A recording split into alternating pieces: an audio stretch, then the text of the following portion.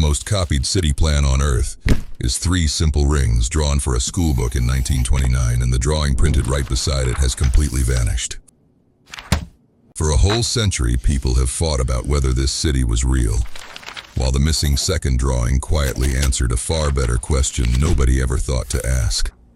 The story starts in 360 BC when Plato describes an island empire of ringed water and land with hot springs and a strange metal that sparkled like fire.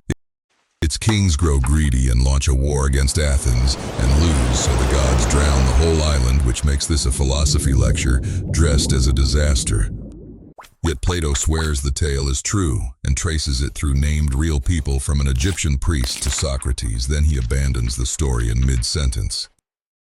The text then disappears for almost 2,000 years until Renaissance Italy rediscovers Plato and ambitious architects start reading his perfect city as an actual instruction manual.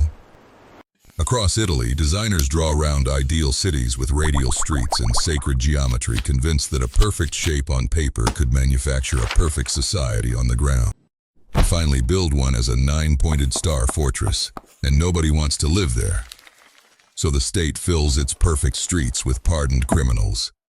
In 1664, a Jesuit scholar prints Atlantis on a real map with coordinates, and the philosophy lesson officially becomes a place you could sail to. In 1882, an American congressman publishes a bestseller claiming Atlantis seeded every civilization on Earth, and his stacked comparisons look exactly like the new science.